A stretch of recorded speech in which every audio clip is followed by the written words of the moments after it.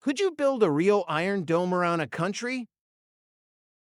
Imagine a shield stretching across the skies, not in science fiction, but in reality, a vast technological barrier protecting an entire nation from missiles, drones, or even futuristic weapons.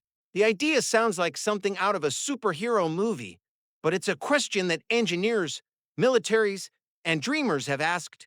Could we really build an iron dome big enough to cover a whole country? To answer that, we first need to look at what already exists. The real Iron Dome system, developed by Israel, is not a literal dome, but a network of radar, tracking systems, and interceptor missiles. When a rocket is fired, radar detects its path, computers calculate whether it's a threat, and if it is, a missile is launched to destroy it in midair. It's fast, precise, and remarkably effective, but it protects cities, not entire nations. Expanding that to cover a country is a challenge of scale unlike anything humanity has attempted.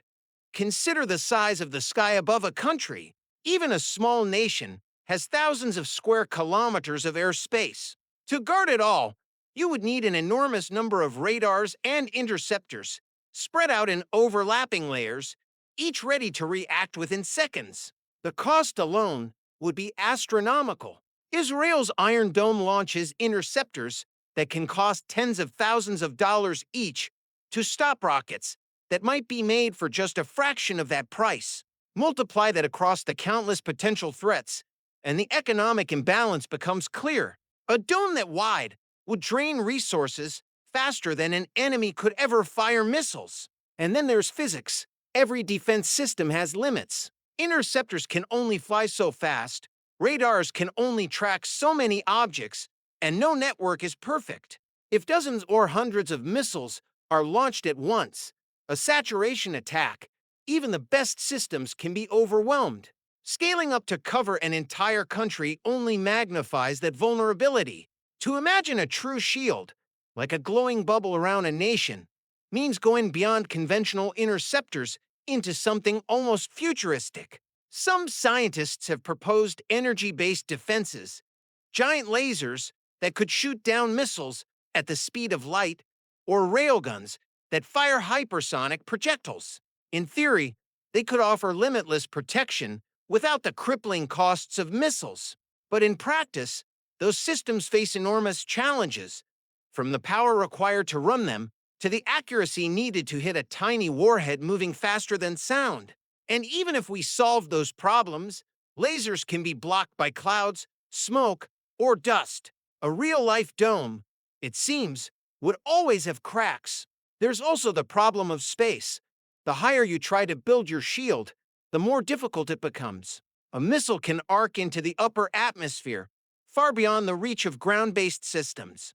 To block it completely, you'd need defenses not just in the sky, but in orbit. Satellites armed with interceptors or directed energy weapons could, in theory, form a planetary shield. But then, we're no longer just talking about national defense.